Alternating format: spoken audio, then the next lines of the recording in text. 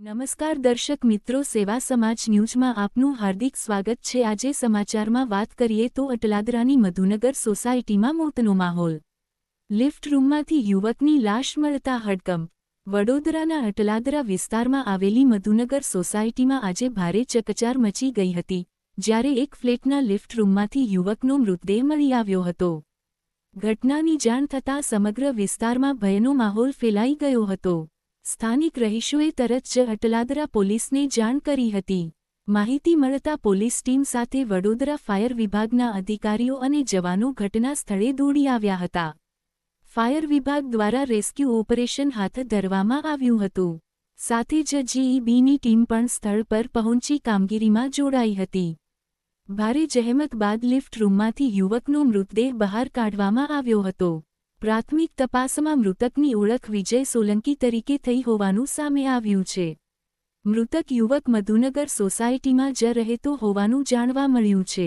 પરિવારજનો છેલ્લા 2 દિવસથી યુવકને શોધી રહ્યા હતા તેવી માહિતી પણ સામે આવી છે।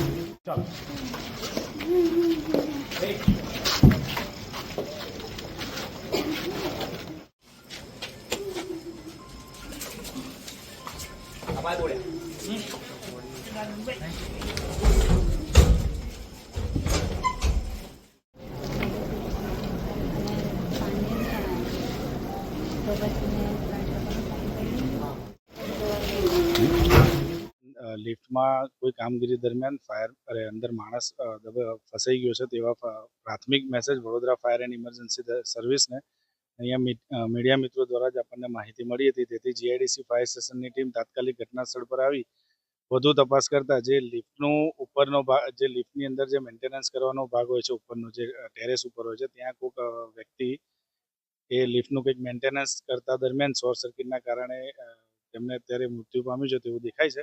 અત્યારે કેજ્યુઅલિટીને ફાયરના જવાનોએ તાત્કાલિક બહાર કાઢીને અત્યારે બહાર પોલીસને સોંપી છે। આગળની કાર્યવાહી પોલીસ કરશે।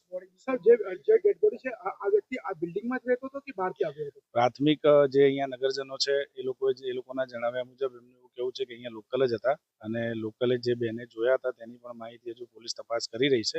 શું માહિતી છે એકચ્યુઅલ પોલીસનો વિષય છે, એટલે તે અત્યારે હાલમાં કામગીરી કરે છે।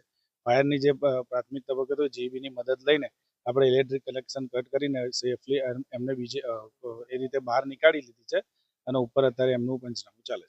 સાહેબ, જે તે ડેડ બોડી તમે જોઈ શકો કેટલા દિવસની આ ડેડ બોડી લાગી રહી છે? એમાં વિષય દેટ મીન્સ કે ડિસ્કમ્પોઝ થઈ ગઈ, પણ ડિકમ્પોઝ થવાના ઘણા બધા રીઝન હોય છે કે ઇલેક્ટ્રિક શોર્ટ સર્કિટના કારણે જો 440 કેવીનો એનું જો વોલ્ટેજ હોય તો એ કરંટ બોડીની અંદર ઘણા બધા ડેમેજ કરીને બહાર નીકળવાનો પ્રયત્ન કરતો